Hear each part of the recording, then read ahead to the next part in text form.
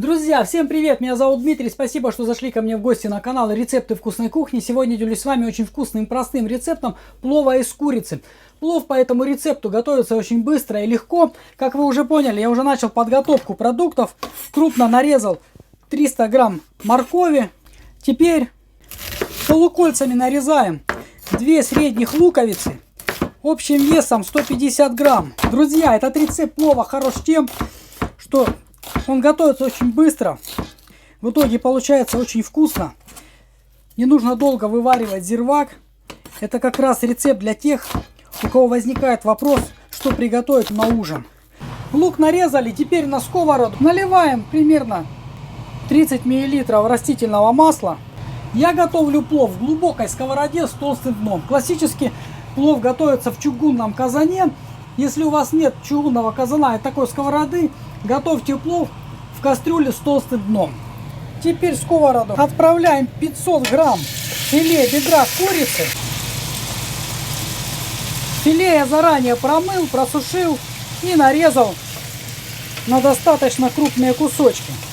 Вместо филе курицы вы можете использовать филе индейки. Обжариваем мясо на огне чуть выше среднего до золотистой корочки. Нам нужно, чтобы мясо запечаталось. Мясо хорошо подрумянилось. Уменьшаем огонь, делаем его меньше среднего и к мясу отправляем лук. И готовим лук на умеренном огне, периодически его помешивая до мягкости и прозрачности. Друзья, на моем канале уже есть очень вкусный рецепт курицы с рисом на сковороде.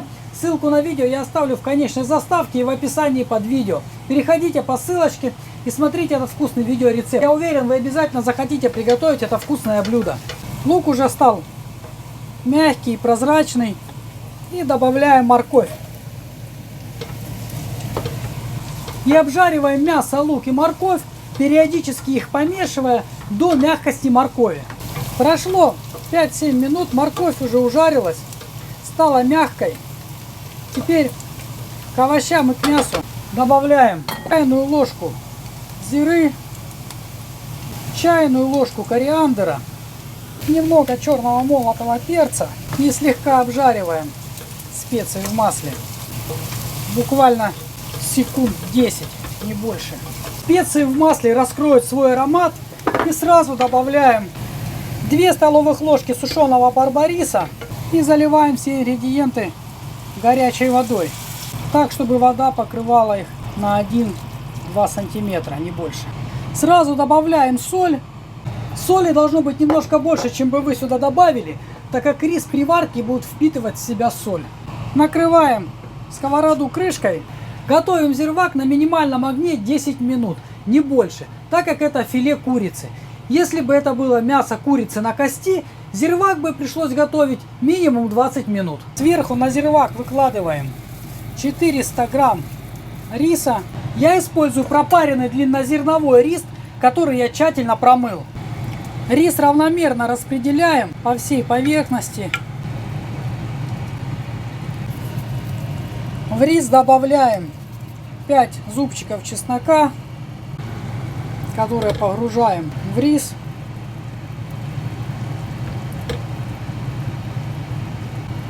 В рис добавляем горячую воду.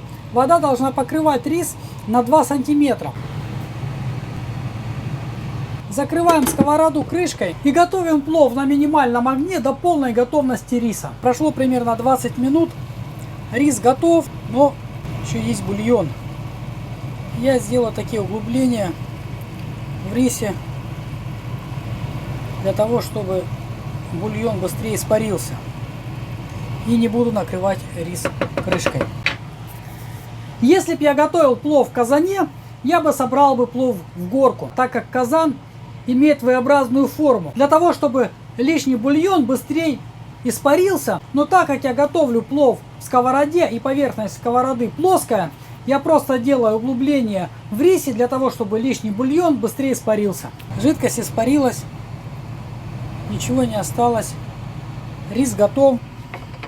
Накрываем сковороду крышкой и даем плову настояться 5-10 минут, чтобы рис насытился вкусом и ароматом пряностей. Шли 10 минут. Плов настоялся. Такой получается рассыпчатый, ароматный и вкусный плов из курицы.